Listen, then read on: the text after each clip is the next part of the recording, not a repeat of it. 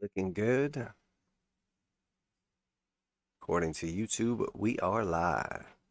Somebody just let me know everything's coming through loud and clear. Appreciate that. In the meantime, let's go ahead and get this stream started. Welcome back to the channel, Crypto Trend Trader, with our Friday morning market wrap up.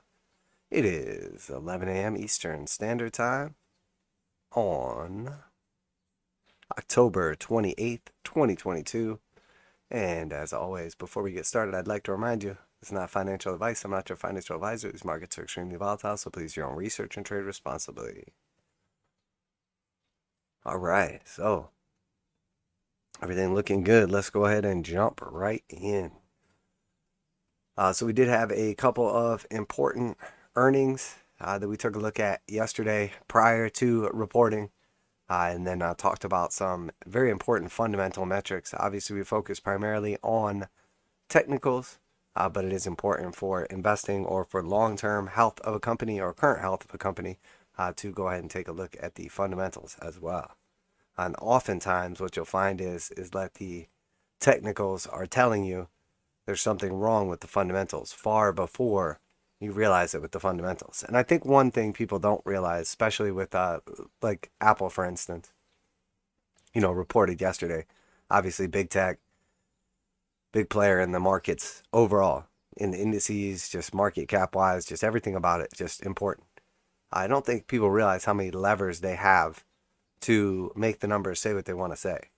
But the problem is when you pull a couple levers a few times in a row, you start running out of the ability to pull those levers. And that's exactly what's happening in some of these companies. So oftentimes, even though the numbers don't come in terrible, they come in line. But, if the estimates that they came in line with are bad, that's not good overall. Or possibly, people start to see, that they're running out of levers, so to speak. But anyway, we'll take a look at TNX. So TNX starting off here, got the back test of the 21. We obviously have that fib just slightly below it. Seems very likely after our little bearish divergence starting to play out right here in real time. It does seem very likely that we're going to come back down, at least test this right here. As long as we're holding the 21, that's good. Obviously, we can lose the 821 bear cross temporarily during a correction or some sideways price action.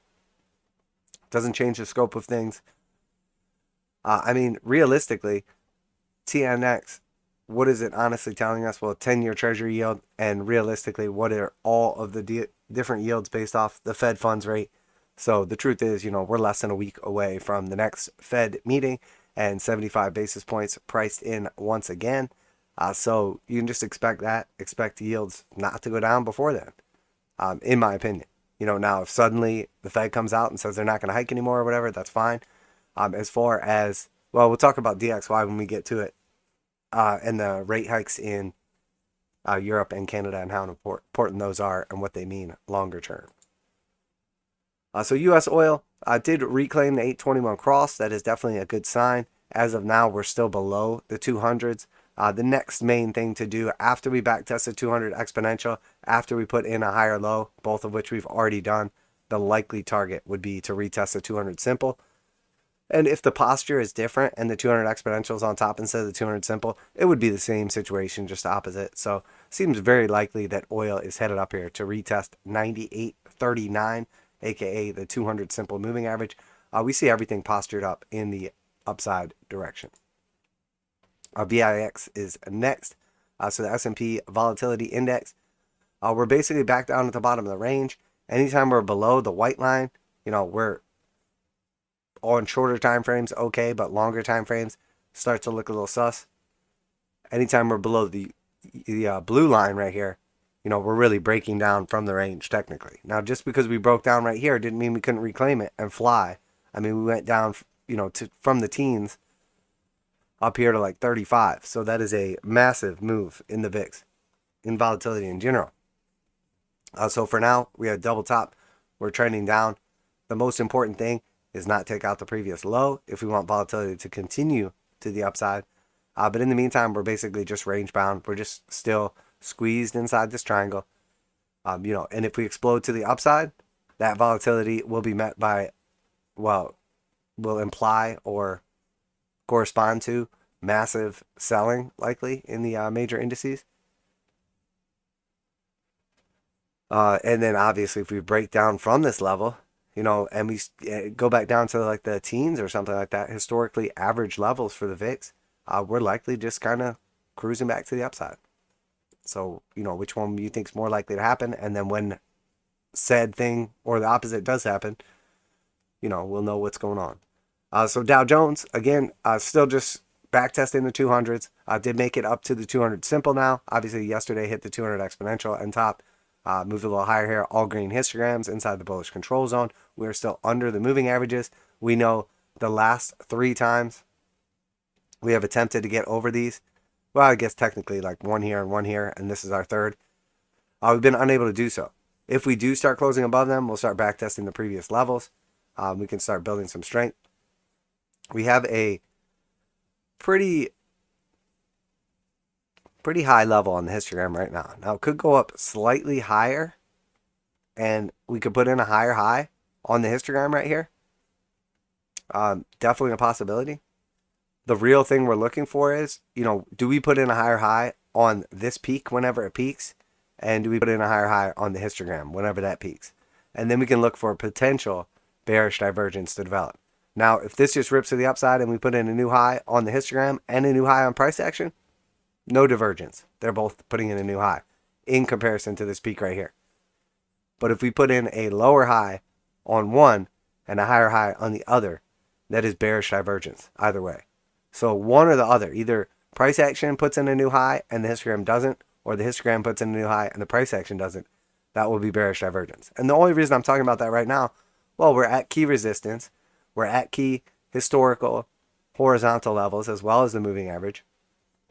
And we're at key levels, you know, very elevated levels on our indicator oscillator. So does it seem likely that we will top at or around this area? I really do think it does. Now here on the weekly, this is pretty aggressive move that we have seen. Obviously, this weekly candle is the most aggressive buying we've seen at all as of late. And this is going to result in likely a back test the following week, coming back down to retest the 8 and 21. But if that holds the support, we're getting close to the 821 bull cross back to the upside. So, you know, we don't want to get overly bullish on these things right now. Obviously, I'm still bearish. The macro, everything points to the downside. But the actual price action, you know, we bounced from the 382. We bounced from the pre-Rona levels. We bounced from the 200 exponential and simple. And we bounced all the way back up to our key resistance level. So what happens from here, you know, obviously going to give us a better idea as to what's going on. No surprise, though, as we were able to identify bullish divergence in advance and, you know, from those key levels, obviously pretty aggressive moves to the upside. The question is, are we going to get follow through? That's the real question, because everything was great on that last push up and everybody was super, super bullish, but yet there was no buyers. I mean, there was buyers initially, but once we got to key levels, it was like, well, I mean, if this is it, if we're bullish now, you know, everybody go ahead, step right in, start buying, let's go. And no one did. Here on the monthly, again, Dow Jones looks pretty good. I mean, back testing, reclaiming the 821. We obviously had a bear cross. We're like days away from this closing. So basically, how today closes, very important for the daily and weekly. And then, you know, mid next week, we will see how the Dow closes on the monthly, and reclaiming the 821 is a big deal. It's a big deal. It definitely is. We have never seen an instance, you know, where we reclaimed the cross and then broke back down after that. Now here we reclaimed it, but didn't quite cross it back to the upside. Here, basically, if we reclaim it and we just don't sell off, it's going to cross back to the upside. We did have some pretty aggressive selling on the knife right here, which corresponded previously like to our bottom for like the Rona lows right here. We saw a pretty aggressive knife stab down here, which corresponded with the lows. We saw a pretty aggressive knife stab around the same level. Now this one here corresponded with the initial push down to the 200 exponential and simple. We then got an aggressive bounce up and then put in new lows afterwards. So it doesn't necessarily, and here's an example too, where we put in like an extreme low, pushed all the way back up, reclaimed the 821 almost, and then broke back down and put in new lows. So we are sort of getting some mixed signals right now. Obviously the Dow Jones looks structurally much better than most indices and much, much better than most stocks. So why is the Dow Jones performing so well?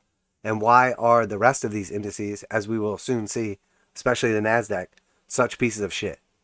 The truth is composition. I mean, if you look at the industrials and look at where some of these profits are coming from in the Dow, and then compare that to, the tech that is heavily weighted in S&P and, NASDAQ, etc., that's where that different strength is coming from. When we see big names, healthcare, industrials putting up big numbers, and we're not seeing that in any of the other sectors, really.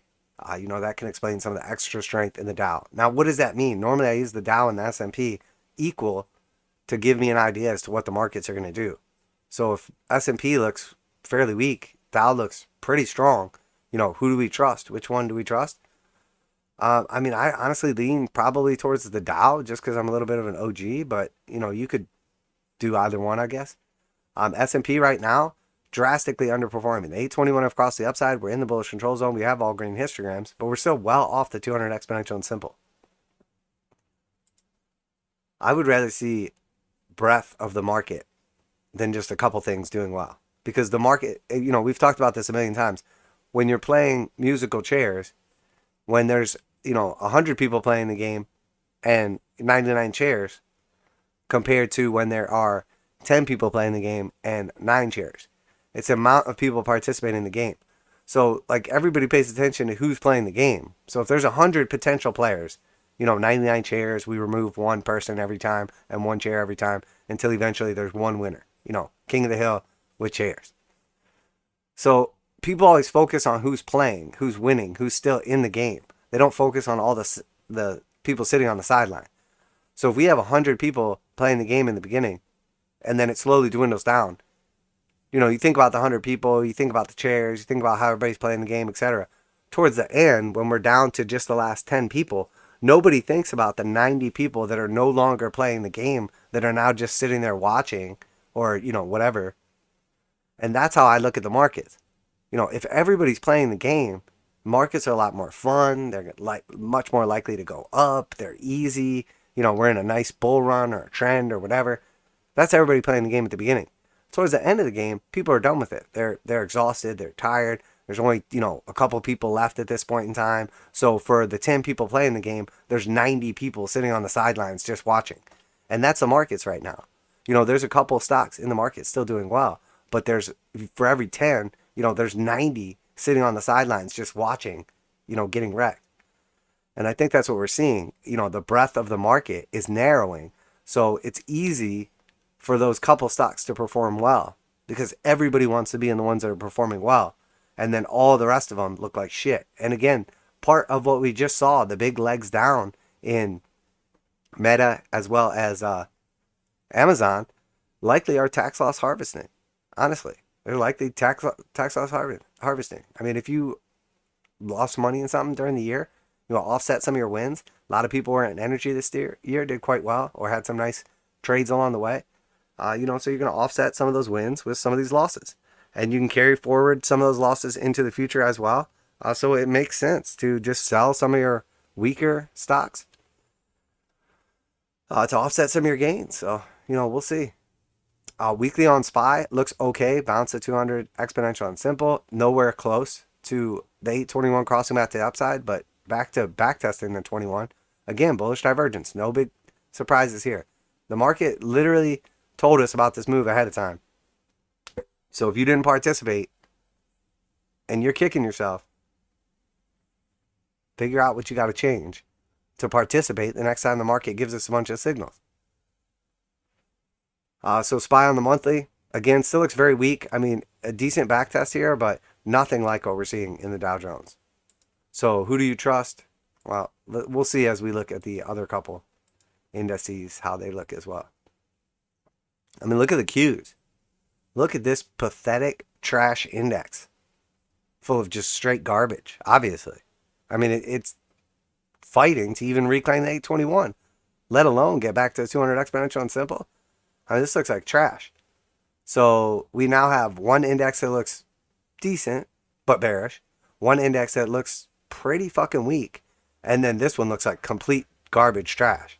And then IWM is next. Decent, coming off the bottom a little bit. The Russell, looks pathetic on longer time frames, but at least on the daily, it's attempting to retest the 200 exponential and simple. So in my opinion, do I trust the Dow Jones? About the same as I trust the NASDAQ right now. I think the Dow is overperforming. The NASDAQ is underperforming. I think the Russell and S&P are probably giving a more accurate representation of what's happening. And people are like, well, what is it? What's happening? Well, people are trying to figure out if the market's going to go up from here or down from here. There's a lot of people saying the bottom's in, or we're at least going to rally to the end of the year, and it's a big enough rally they want to participate. And there's a lot of other people saying, yeah, fuck this. There's still a bunch more to come. And I warn all the time or talk all the time about the trap door. And, I think people think the trap door is just going to like hit everything all at once, like the exact second. No, the trap door is like an impending event. Okay.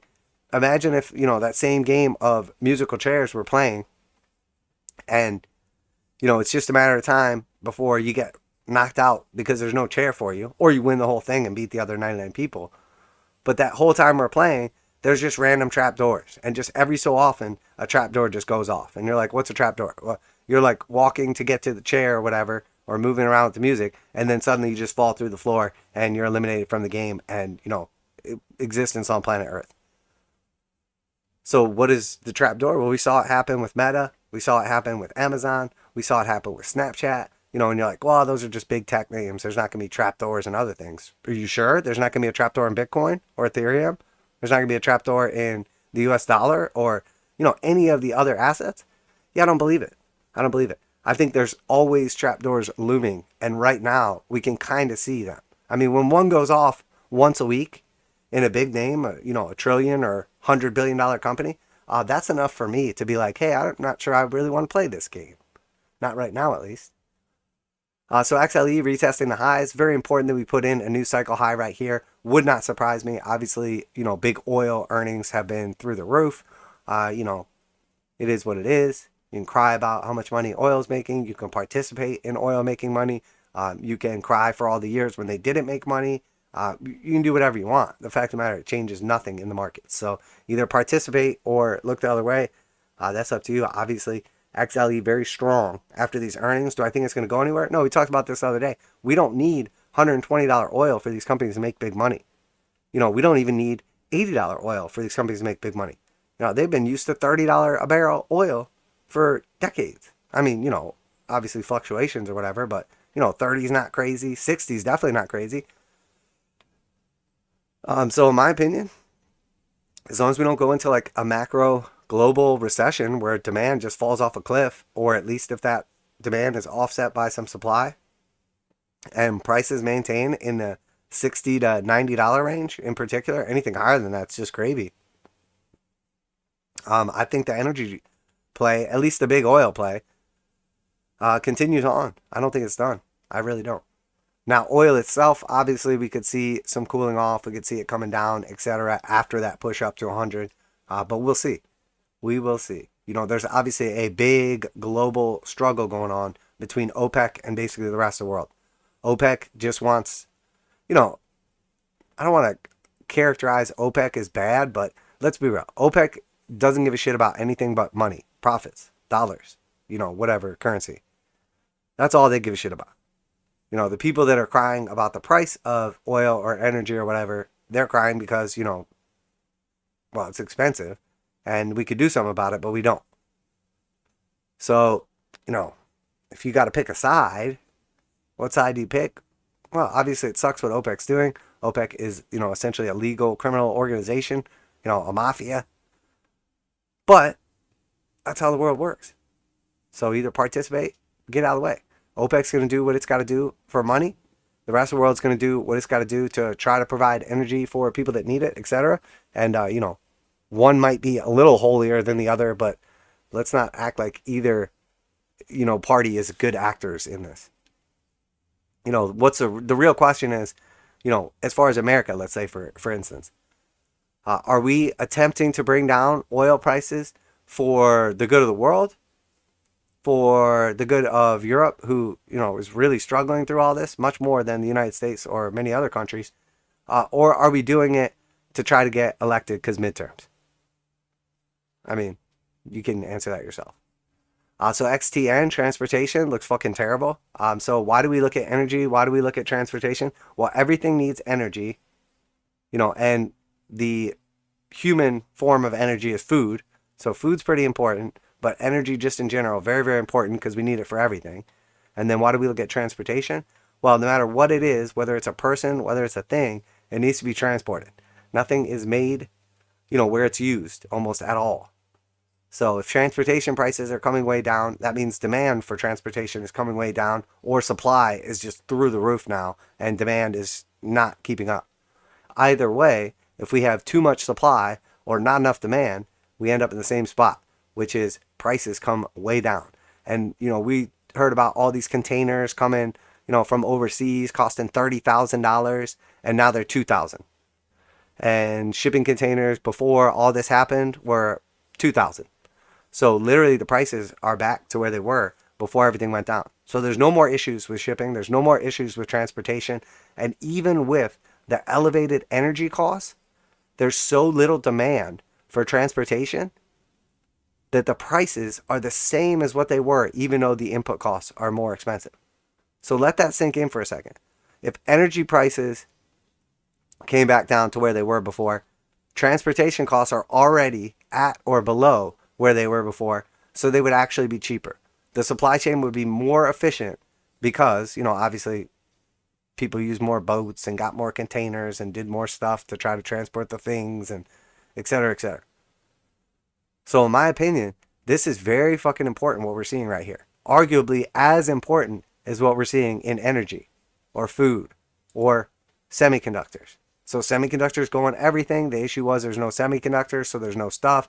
You know, it's not the supply chain, it's not the money, it's not the whatever. You know, people always have excuses for why it's not this or why it's not that or whatever. The truth is, it's all these things. If we didn't print a bunch of money worldwide, there wouldn't have been this, you know, much oversupply of demand or undersupply of goods. If we didn't shut down the economy, we wouldn't have a lack of goods. Therefore, it wouldn't have fed the beast. If we didn't have supply chain constraints due to, you know, laws about specific stupid stuff, you know, and I'm not like contesting against these laws or anything, but there's tons of laws that basically get in the way of efficiency. And I get it. It's like, oh, we want to only transport, you know, American energy in American boats when we're like offshore of America. So then you end up with a situation like Puerto Rico where there's a bunch of fuel right off the coast. There's no available American ships to get that fuel, you know, onto Puerto Rico so people can use it to have fucking electricity. And then in the meantime, you know, literally other ships are just sitting there, but they're not able to do it because laws restrict the transportation by non-domestic boats. So you're like, well, that's fucking stupid. Why don't they just suspend that? Well, you get it. It's politics. Anyway, semiconductors, same exact thing. If the issue was semiconductors, and that's why we didn't have any stuff because there was a shortage of semiconductors, well, if semiconductor demand is falling off a cliff, if semiconductor stocks are falling off a cliff, what does that say about actual global demand for stuff? And you're like, well, what about the stuff without the semiconductors? Yeah, okay, like what? Food and paper? Like everything else has fucking semiconductors. Probably food and paper does too, so careful what you're eating. XLU, utilities. So we saw a little bit of a dead cat bounce off this level. We did come down to some very, very important levels. Obviously our target. And now what are we doing? Exactly what we said. We're back testing the breakdown of the channel. If we do not reclaim this channel, I expect further disgusting downside. And I mean disgusting. If we reclaim this channel and reclaim support, we could easily continue back to the upside. You know, chew through some of this price action through here and easily put in new all-time highs. What caused this? What was the reason for it? All that stuff. Again, I suspect that a lot of this had to do with basically the energy crunch and then all of a sudden being like, well, actually, it's kind of like mild and things aren't so bad and we'll see what happens. So XLP, consumer staples, again, safety sector, very, very clearly high, a lower high, a low, a lower low, and now we're back testing the 200 exponential and simple, which have just confirmed into a bear market. We're at very elevated levels, and here we are potentially getting ready to put in another in a series of lower lows. So in my opinion, nothing has changed. These markets do not look good. Dow Jones looks okay. Dow Jones actually looks like it could do something, but nothing else has really flipped anything. So now DXY. So we talked about the DXY. So we were expecting, obviously,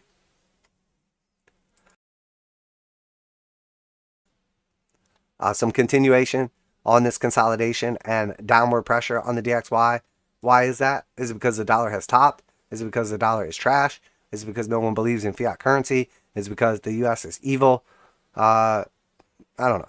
I don't fucking know. Whatever you want to say. Why did the dollar cool off here recently? Well, we've talked about this a million times. We'll talk about it briefly again.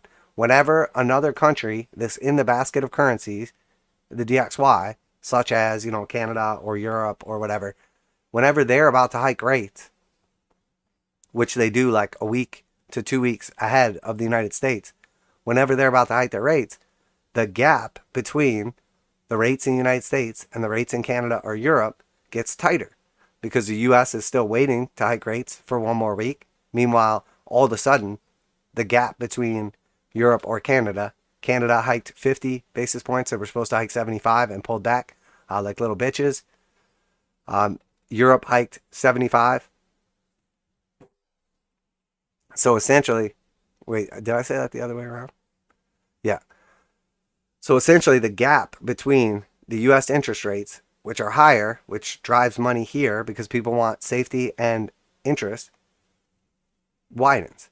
So now when we're coming up on this period, this basically like few day gap, this week or so gap in between when the US hikes rates and the other countries hike rates, you would expect the dollar to weaken because suddenly the gap between our rates and other countries' rates has tightened. And then what's going to happen, next week when Powell speaks again and we get another 75 basis point hike, presumably, well, we would go back to the exact same level again. As a matter of fact, man, I can't remember. Which one was it that only hiked 50? Was it Europe hiked 50? No, I want to say it was Canada. Regardless, though, so when we go back to the 75, let's say we get the 75, well, the 75s will cancel each other out, and the DXY will, or dollar compared to these other currencies, will be back to where it was again. And now the one that hiked only 50, the gap now will tighten back to where it was, minus that extra 25 points. So now the gap will actually be slightly wider between the United States and anybody who didn't do 75 basis point hike. Therefore, their currency will continue to weaken. So, essentially what we're seeing is that taking place in real time. And, if you kind of look at the time frame when this took place here, what is this? The May 30th? So, like, basically end of May, beginning of June. What's this right here? Like mid-August. And what's this one right here? The end of October, obviously. So, I mean, they're not like clockwork here, like exact days apart. But, I mean, I think you would find probably that the tops and the bottoms correspond with, something to do with, where the US's rates are currently at in comparison to where the remainder of the currencies inside the DXY are at. And the gap is probably something to do with, where the exuberance peaks out and then where the other countries catch back up for a little bit. And then the US hikes again 75 and then the exuberance peaks out and then the other countries hike and close the gap for a bit. And then the US, exactly the same thing continues on. We talked about this right here. Most important thing was not necessarily not violating this, but if we did backtest or when we did backtest that we either reclaim it and then continue back to the upside or we backtest, get rejected, and then likely go lower. At this point in time, it looks like we have reclaimed it. It looks like we're doing something similar to this. Still below the 8 and 21, still below the 0 line, red slope line. We did have a very aggressive knife stab down here, giving us indication that this was likely at least a temporary bottom, if not the bottom for now. Nothing has changed for me on the DXY. It's still very strong. Obviously, the 821 bear cross is a warning sign, on shorter time frames. But we really got to see at least on the weekly violation of the 21 before I'll be like legitimately concerned.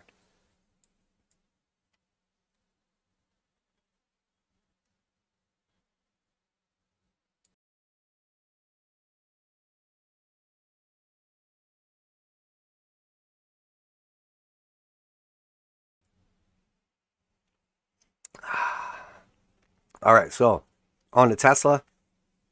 Tesla is still holding on to the 236. Did put in a new low. Slightly. Seems likely we're headed down here to the blue 236 at about 178. Just a matter of time, I think, before that happens. I think it's going to start hitting people soon. That probably Elon's going to be doing some more selling. I can't speak to that for sure. I don't have any inside information or anything, but I would imagine there's going to be some people that had previously committed to Twitter that now don't want to do it. So then, eventually when it comes down to it, we'll see, does Elon have a shortfall of, a couple billion or, a few hundred million or whatever. And afterwards, after he sells off some more of his Tesla to pay for it, comes out and says, oh yeah, I sold some more Tesla. Not going to do it again though. Don't you worry, etc., etc.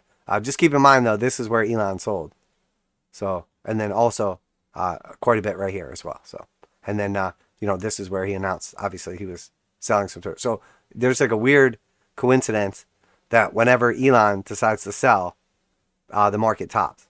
I mean, complete coincidence. I'm sure it has nothing to do with the volume or, the overall influence of the guy who owns the company selling. I'm sure it's just total coincidence.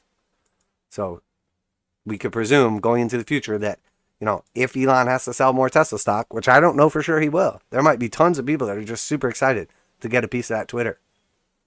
There might be. I don't know. But if he ends up selling again, we know it's probably going to be another local top. So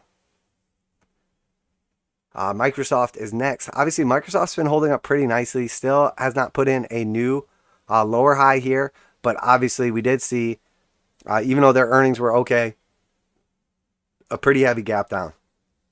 Obviously, corresponding with other big tech doing, either trash numbers or just not quite doing good numbers or whatever. Keep in mind also that it is relative.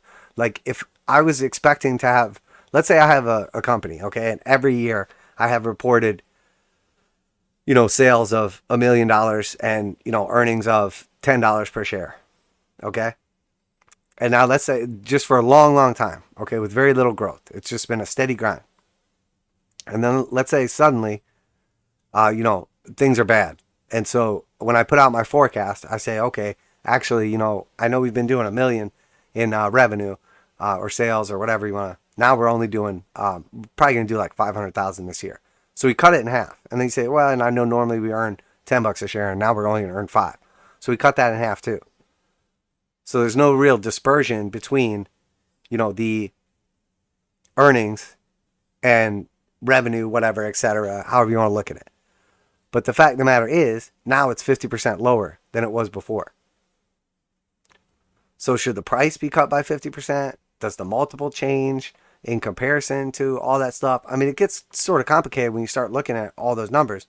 But the most important thing is, how are people valuing a company? Well, oftentimes, the most common way to value a company is, discounted cash flow model. You're basically saying, hey, this company is worth, $100 right now per share. And, the earnings are $10, per share. So, that's pretty decent income on that. So even without the actual capital appreciation, you just look at that and say, hey, with, interest rates here, and this is what I could potentially get. And you can look at inflation and all that stuff. And then you can calculate out, hey, what should I probably be paying for this? And get a rough idea.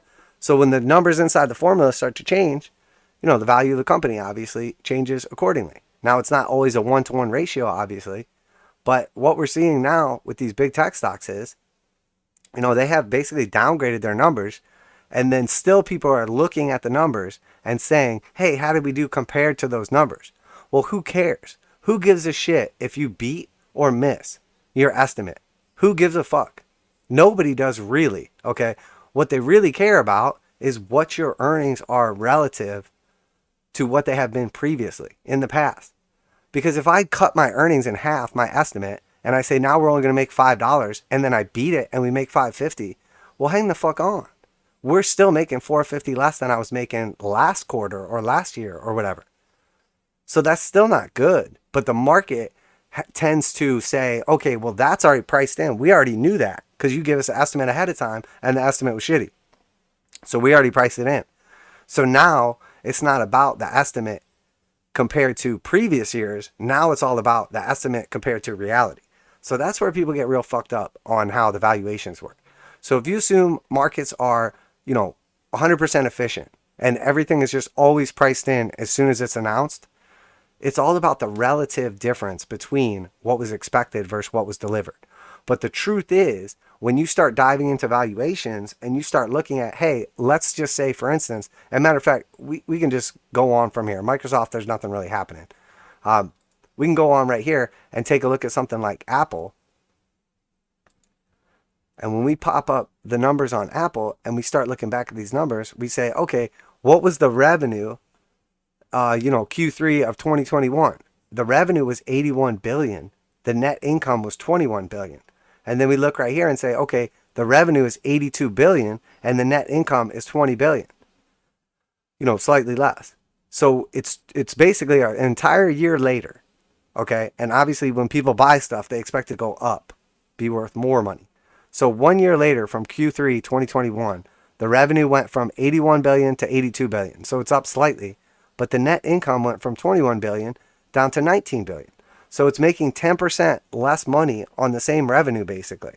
So not only is it doing a worse job by not growing and not making money, nearly as much as it was before, it's actually has more revenue coming in, and it's just able to hold less of that revenue, aka it's paying out more in expenses. So then if we look at the price from Q3 of 2021 and the price from Q3 of 2022, well, we should see something similar, right? I mean, I would imagine. So if this is November 2022 and we can see we're roughly, in the 150s, well, what about November 2021? Where are we at? Oh, okay, roughly in the 150s. So it makes sense that, the way the market was valuing Apple a year ago, the same way it's, valuing Apple today, the only difference is the market was paying like super big, multiples on stuff because we were in a massive bull market, headed up towards what ended up being the final peak. Now we're in a disgusting bear market and the economy globally and worldwide looks like shit and the dollar is strong, which is a headwind for Apple. And yet here we are still valuing Apple the same way. So wait a minute. Why is Apple still valued the same way then? Either the market is wrong or some other factor in here. You can figure all that out for yourself. But the fact of the matter is, there's some sort of dispersion here. Either the market is convinced that Apple's just going to go back into a new bull run, markets are fine, everything's good, or they're still valuing this company substantially more than it should be valued at, because they're still valuing it like we're in some massive bull market, expansionary phase, not a contraction or recessionary phase. So Apple obviously had a nice move up here from 148 to 156. Makes sense their numbers weren't terrible. They obviously have a lot of levers they can pull. The truth is, when you look at someone, a big company like this, and we look at their earnings, actual was 210, estimate was 190, actual 142, 152, estimate 142. Estimate 116, actual 120, estimate 127, actual 129. I mean, they're just that good at forecasting, or are they just pulling a couple levers to make everything come in exactly where we want it? Because they're not like blowing away, expectations. They're not like massive surprises to the upside. It's little. They're just pulling just enough levers to make the numbers say what they wanted to say. We call that cooking the books, or, whatever you want to call it, essentially. Not technically illegal, obviously, but there's lots of things these billion and trillion dollar companies can do to bring their quote unquote estimates in line with reality, or reality in line with estimates. Same thing here. Actual 123 billion, estimate 119, estimate 94, actual 97, estimate 82, actual 82. I'm sure that's a total coincidence that they just nailed the estimate there. Estimate 88, actual 90. So you get my point. You get what I'm saying here. You don't just coincidentally get this lucky on your estimates. You're not just doing a really good job. No, you're pulling some levers and you're making the numbers say what you want them to do. You're using, statistics, legal, accounting, bookkeeping, whatever, presumably legal, to make the numbers say what you want them to say. So Google's next. Google obviously had a big drop down here after their earnings. It wasn't like terrible or anything like that, but again, market's not very forgiving right now. Obviously Google looks fucking terrible. Literally just put in new cycle lows, down substantially off of the highs, about essentially at this point in time, like 33% off the highs.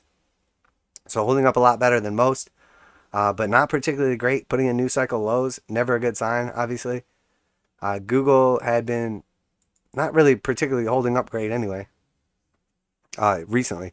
Meta, same thing. Big gap down, meltdown, new cycle lows, trading under $100 now. Again, substantially off of the highs right here. This thing topped out at almost 400. It's down almost 75% from the highs.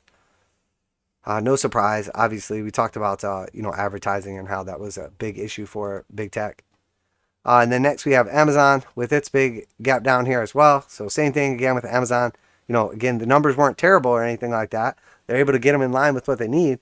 But it's important to just remember how the valuations are being calculated. Look at the earnings. Look at the, metrics being used to value this company. And then from there, get a rough idea. Hey, why is the stock price right here? And is it being overpriced or underpriced? Or is there something the market's seeing that I'm not seeing? Because the technicals on all this stuff are still pointing way to the downside. Apple obviously looks much, much better. But all right, so now let's go over here and we want to take a lie detector test really quick. And you guys know what I'm talking about here. And, anytime we're looking for a sustained move in risk-on assets, some sort of shift from this risk-off environment to risk-on environment, what do we need to move? Well, if we're going to see weakness in the dollar or in rates, yields, we need to see some strength in gold. And what has gold been doing this whole time?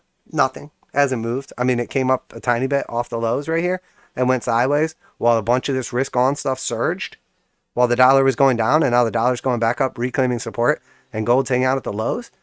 So gold is telling us that this move is bullshit. It's trash, and it's going to melt back down. That's what gold's saying. So, I mean, do we believe the multi-thousand-year indicator or some 26-year-old on CNBC? That choice up to you. Silver looks like trash at 19 bucks. It's holding on to at least the breakout level for now, but just looks terrible. GSG still fighting to try to save the trend here. Again, could go either way at this point in time. LNG back at the top of the range. Now we're starting to hear about all of these, massive ships floating off the coast of Europe, just full of liquefied natural gas, and nobody wants it, nowhere to put it, no way to process it. Mosaic fertilizer. Again, this should be surging. Obviously, all these food shortages, fertilizer shortages. So what, people just not going to be demanding food anymore? I don't know. I mean, markets are telling us something. Telling us something's going on right now. And the something it's telling us is, hey, we're trying to decide right now, are we going to continue the bull trend? Or are we going to melt down? We don't know, obviously, but could go either way. URNM, uranium space, same thing, trying to maintain here. We see Cameco obviously just had the earnings pushed up, leading into the earnings and starting to sell off now. Back down below the 200s. Again, uranium space does not look particularly great right now. I know people get butthurt when I say that, but the truth hurts.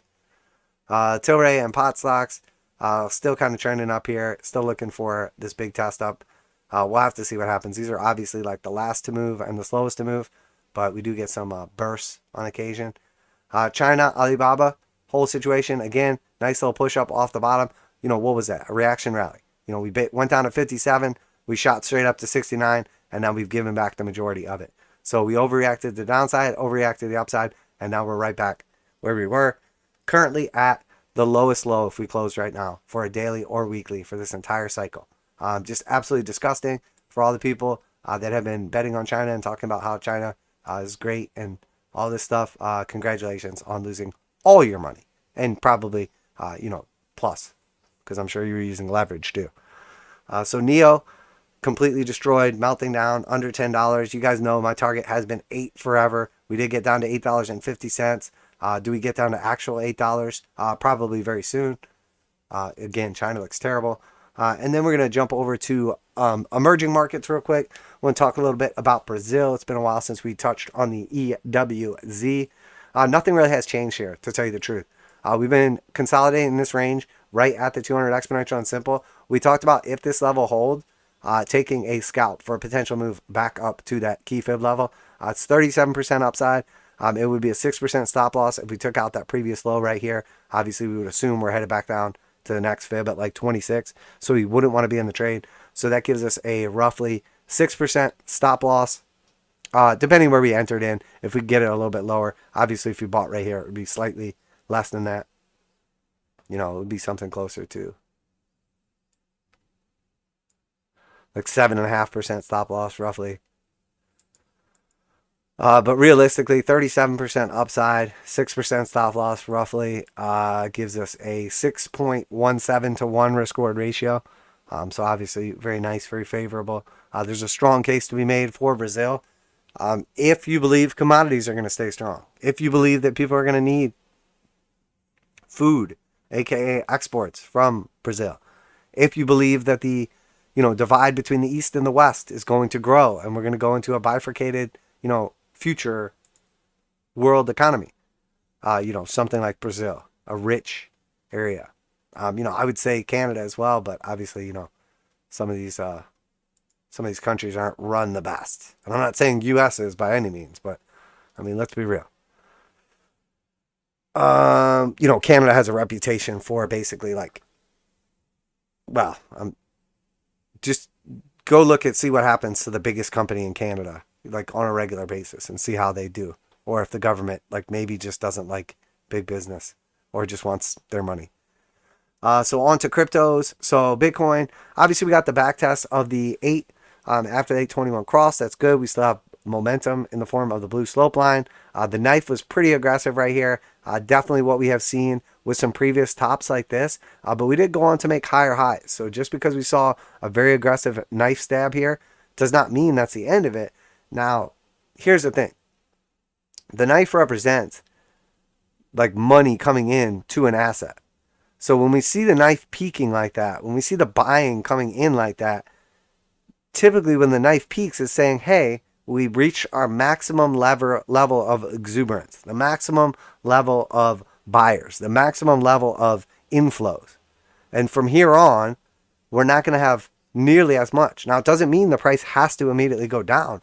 What it means is that the price has to be sustained with less buyers. So if there's going to be less buyers and equal selling, there could be danger. If there's going to be less buyers but less sellers, well, it could be fine. And if there's going to be less buyers and way more sellers, well, we're probably going to get a candle that looks like, this one, or a few that looks like this, etc. So we do need to be very careful on what we're seeing here. Is there still a possibility that Bitcoin, obviously retests 22,400? Yep, that's the next target to the upside if we get another leg up. And then after that, it's probably 200 exponential and simple at 24,434. And at that point in time, we're going to the moon, right? Well, no. I mean, we're just trading in the same fucking range we've been in. Everybody's super bullish right now. They're like, oh, Bitcoin's going to the moon. Oh, everything's going amazing. And it's just bursting and bull market and regulation and fucking finger blasting. I don't know how that's relevant. I just threw that in there. We're in the same range. The bottom of the range, right fucking here. The top of the range, right fucking here. So if we're at the bottom and now we're going to go up, let's try the middle of the range. And then after that, let's try the top of the range. Okay. And you're like, well, but if we get here, we're super bullish, right? No, we're still in the range. Well, what if we get right here? That's super bullish, right? No, we're still in the range. What if we get up here? Oh, okay, now we can fucking talk. But right above our head there, a ton of resistance. So the truth is, let's just say hypothetically, you come back from the future, okay? And by you, I mean me, because I don't even know who you are. Let's say I come back from the future and I confront myself and I say, hey, look, Critty, this is future Critty, okay? And I'm going to tell you right now, Bitcoin is going to break out. The bottom's in. It's done, okay?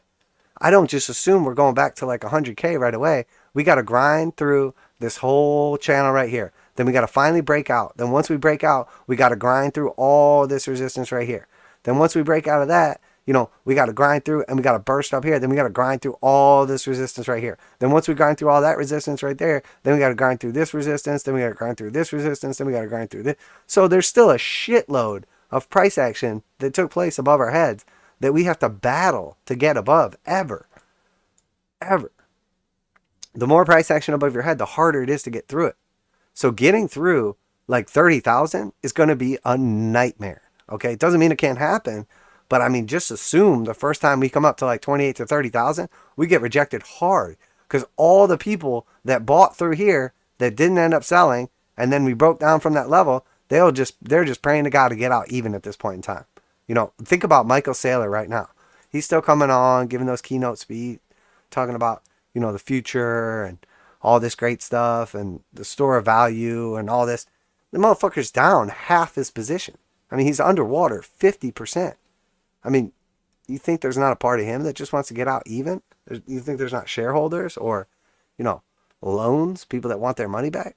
Be real careful trusting his conviction, especially after he's admitted that, you know, Bitcoin was not the store of value he expected.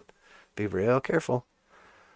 So Bitcoin on the weekly chart, you know what? We're just going to backtest the 200 exponential and simple, backtest the top of the channel, 24,400, and then get rejected and go to zero. Probably not all the way to zero, but I think we probably head there. On our way, we'll try it. We'll test the lows. And on the monthly, it still looks like trash. This is what people are excited about. This is it. This is the fucking big pump. What the fuck? I mean, you got to be a retard to get excited about this. Well, but the altcoins are up 8%. Don't you understand? I mean, sure. I'm more, right now, for me, I think we're more likely to get that trapdoor rug pull than we are to just get some big burst to the upside. So, but we'll see. There's no fucking buyers. Nobody cares about crypto. No one wants crypto. No one needs crypto. No one uses crypto. There's no purpose for crypto. And you're like, there's purposes. Sure, for some stuff, okay? But if I literally say, hey, I invented a new thing, and you're like, oh, what do we do with it? And I'm like, oh, we use it to like shoot aliens out of the sky. And you're like, oh, well, how's it work? It works amazing. They're like, oh, okay. Well, how many aliens have you shot out of the sky so far? None. That's how I look at crypto. I'm not saying they can't ever do anything with crypto, but what percentage of crypto is being used for anything fucking functional or legal or useful or whatever? None of it. None. Zero. I mean, not zero, literally, but it starts with a bunch of zeros. There's a decimal point and some zeros, okay? And then eventually someone uses it for something useful. I mean, you wouldn't even fucking believe. I won't even get into it because I don't want to make anybody feel bad. But the amount of people that are in the crypto space, that have been in the crypto space, that have big amounts of money in the crypto space, don't even fucking know how to send crypto or receive crypto or how like shit works. Not good. So ETH on the daily, again, looking for that back test. So far, just another lower high. If we can get through the 200s, if we can get back on top of them, ETH's going to start looking a lot better. Total market cap still looks like shit. Obviously, it has gone up slightly. Went from 889 billion to 951 billion. And you're like, all the money's flowing in. Well, here's what happens. When $1 flows out of a stable coin, okay, and the stable coin's market cap goes down by $1, okay, and then that $1 goes into something like a crypto, it can actually propel the entire market cap up higher based on circulating supply and price.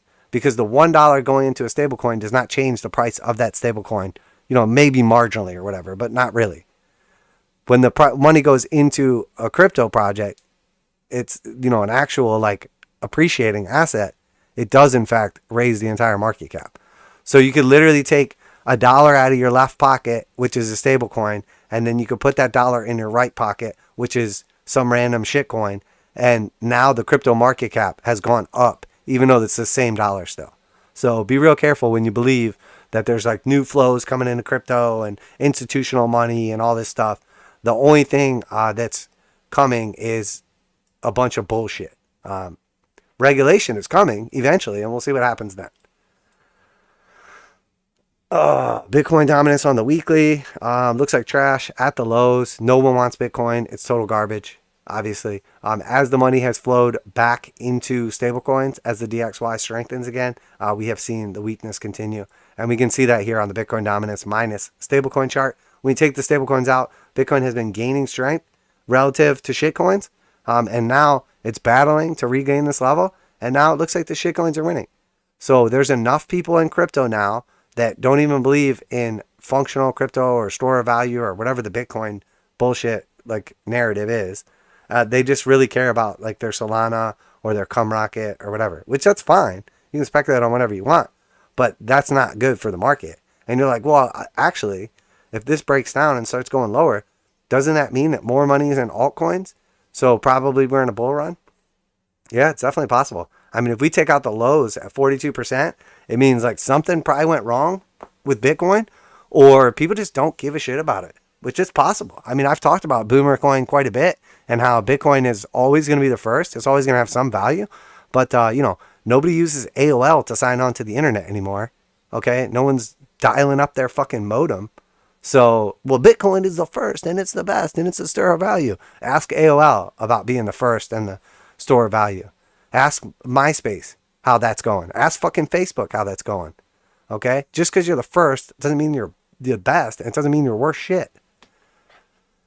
So, is Bitcoin worth shit? Yeah, I mean, obviously it's worth $20,000. Exactly. So that's it. Yeah, we're done. That's our Friday wrap up. All right, 12 o'clock. That's pretty quick.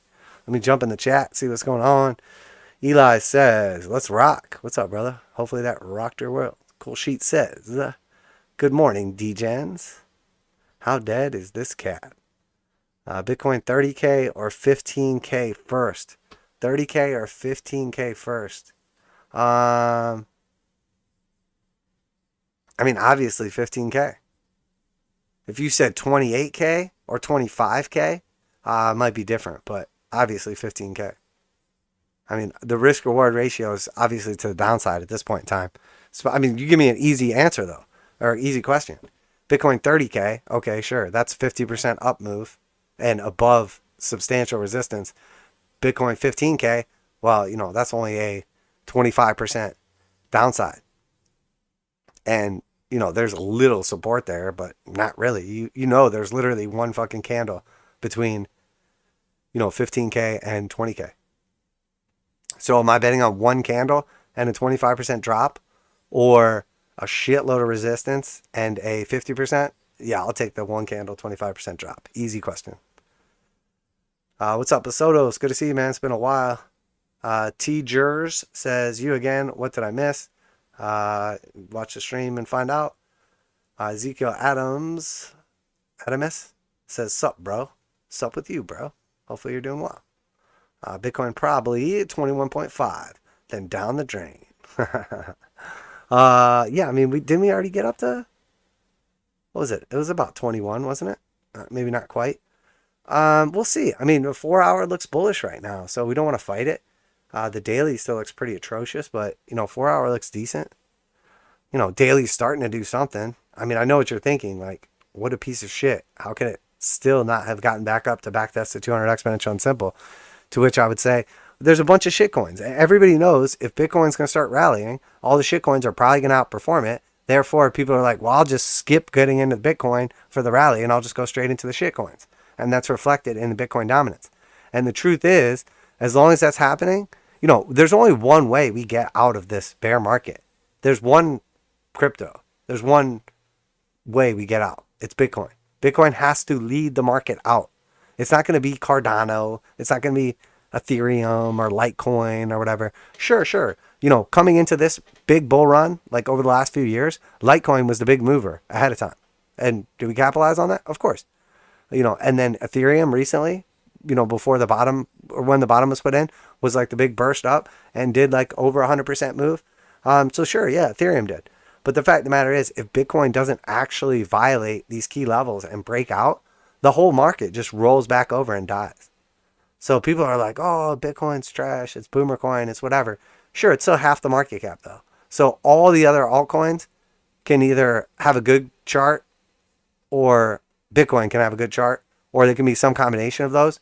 But the truth is, unless literally every fucking altcoin looks amazing and Bitcoin just looks okay, we're never going to leave the bear market. And opposite too, if all the altcoins look like total shit, but Bitcoin looks amazing, we could probably get out of the bear market and then the altcoins will catch up. But the truth is, everybody still loves all these altcoins. There's still a ton of scams in crypto. There's still a ton of businesses in, either publicly traded or privately traded, or just so much wasted capital. And the truth is, it's going to get flushed out one way or the other. Maybe it doesn't. Maybe we just go back into the same bubble and we reinflate and inflation comes down and we just keep printing and we just go back to the same world we had before all this. It's definitely a possibility. It is definitely a possibility. But does it happen right now? Does it happen fast? Did we already bottom? I would say no to all those things. If we go back in the same world, some things have to change before we go back into the world. And the only way that the world as it was before worked so well, and by so well, I mean whatever the fuck we had recently, the only reason that worked so well is because there was no inflation. So the fact of the matter is, as long as there's inflation, nothing has changed. And you're like, but inflation's lagging and the Fed's using the wrong data and they don't understand. And sure, okay, whatever. I don't give a fuck. None of those things matter. What matters is what the Fed thinks. Because the fact of the matter is, until the inflation is gone, the Fed won't pivot. Until the Fed pivots, it's not risk on again. So there you have it. As long as money is expensive, things are going to be cheaper. And you're like, well, that doesn't make any sense. Well, sure. Look at all the stock prices. Look at all the crypto prices. Look at everything. The more expensive money gets, the less valuable the things you buy with the money are. Because now you have to earn a higher level of return to make up for interest or inflation. If I borrow from you for nothing, okay, if I come to you and I say, hey, I need to borrow $100, and you're like, oh, you're my buddy and I love you, here's $100, okay, I can go take that $100 and do whatever the fuck I want with it as long as I don't destroy the principal.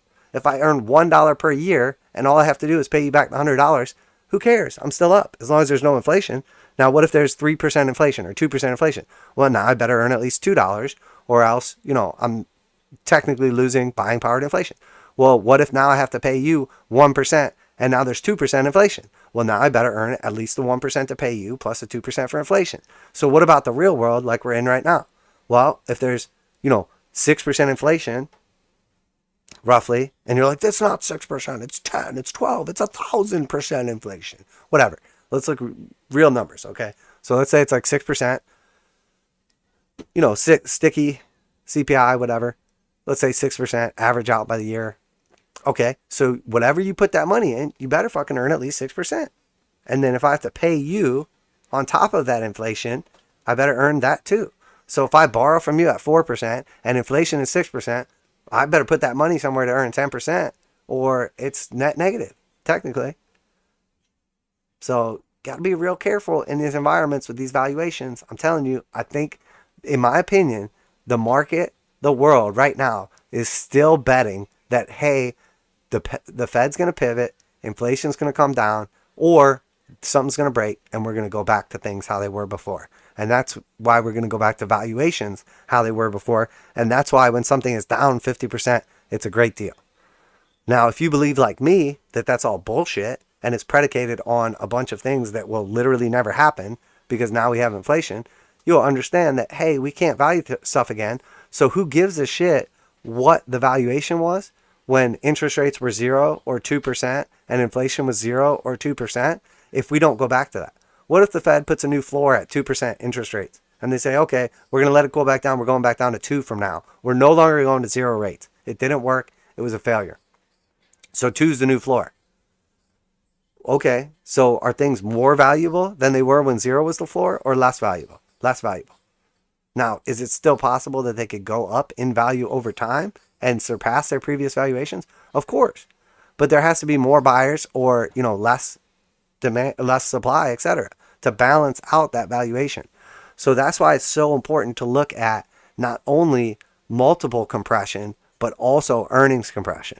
And you're like, oh, is there an easy way we can transfer that over to crypto? Yeah, it's super easy. If you want to figure out the valuation of a crypto, you just take their total amount of money that they earn, okay? And then you multiply that by the total amount of customers that they earn it from. And then once you get that big number right there, which is obviously going to be massive because most crypto projects are just huge, just money gushers. Once you figure out all the money that they've earned and then you take away all the, money it costs to develop and maintain these amazing crypto projects. And then afterwards you can figure out what the value of the project is. Obviously take the market cap, divided by the coins, etc. So it's super easy. We figure out what they're worth. Just make sure at the end that you're multiplying whatever the numbers come out to by 0 because they don't make any fucking money. So that's why cryptos are the most speculative thing you could possibly be in, or profitless tech stocks. because they don't make any actual money. At least with profitless tech stocks, we can apply something like a, price to sales instead of price to earnings. Because if you don't actually make any earnings, if you're not a profitable company, you can't really multiply by that, because anything times 0 is 0. So that's what your company is worth if you don't make any money. 0, technically. So for cryptos, are they all worth 0? Well, I mean, technically, yeah, if you figure it out like that. Unless they're generating some kind of income I don't know about. And I'm not talking about some scam coin that's giving you 20% interest, to like Ponzi scheme it up. So that's why it's so much more difficult to value something that doesn't actually make money, which is why it's so difficult to value an actual crypto, which is why cryptos are really, really good bets before they actually have anything functional. Okay, because the problem with crypto is I can write a white paper and I can sell you a dream and I can market to you about how great my crypto is going to be. Oh, this crypto is going to be amazing. You're going to, basically like get this crypto and then it's just going to make your life so much better. Like there's just a bunch of awesome stuff this crypto is going to do. It's going to make things cheaper and they're going to be smoother too. They're going to be faster. There's no counterparty risk. Like this crypto is just going to improve every part of your life. And you're like, oh my God, that's amazing. It sounds wonderful. And then there's the difference between what I told you it's going to do and what actually happens. Because if you've ever actually heard about how cool the metaverse is going to be, and then you go to the metaverse and you're like, oh, this is dog shit.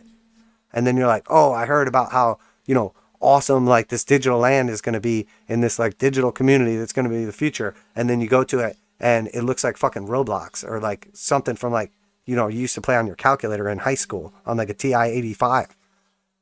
Get the fuck out of here. It's trash. No one's going to want that. You want your crypto to be valuable.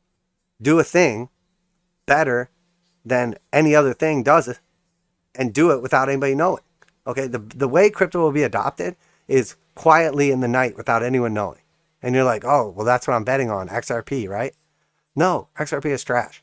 What I'm talking about is something like, I always talk about Brave Browser and Basic Attention Token. You get to browse the internet. You do the same exact thing you've done in your browser before. They don't sell your, information. You get to use a good or service. You get to earn money from it, and it works just as good or close to what it would previously with some other benefit, aka you can either block ads or not have them sell your information. That's a beautiful textbook example of a good crypto, in my opinion, or a good blockchain or project or whatever. It's something that you can use fairly flawlessly that serves a purpose at least as good or better than what you used before it. There you have it. So just make sure that whatever crypto you're betting on already does that or is going to successfully do that going into the future. Because otherwise it's fucked. Because if every crypto says they're going to be all be the new payment processor and they're going to be the world reserve currency and they're going to be the this, that, and the other, well, sure, one of them could be right, but the other, 99,000 or 99% are going to be wrong? Just be real careful with these cryptos, man. The majority of these are going to fucking 0. So, but that's it. We'll go ahead and wrap it up there. Hopefully everybody enjoyed the Friday live stream and rant at the end. I appreciate y'all tuning in. But that is it for today. So everybody have a great weekend. Going to go ahead and wrap it up there. Remember, none of this is financial advice. I'm not your financial advisor. These markets are extremely volatile. Please do your own research. Trade responsibly. It is 12:12 p.m., aka high noon, Eastern Standard Time on 10/28/2022. For those of you that celebrate Halloween, have a happy Halloween. Take your kids trick-or-treating, dress up, get drunk, eat some candy. I don't know, whatever the hell you do for Halloween. Just do it fun, do it responsibly, and have a little fun, then get back at it. That's it for this week. That's it for this stream. Everybody have a great day, and I'll catch you on the flip side. And obviously Sunday evening market look at 8 p.m. Eastern Standard Time, and then of course Wednesday's live stream as well. But that's it for today, Crypto Trend Trader.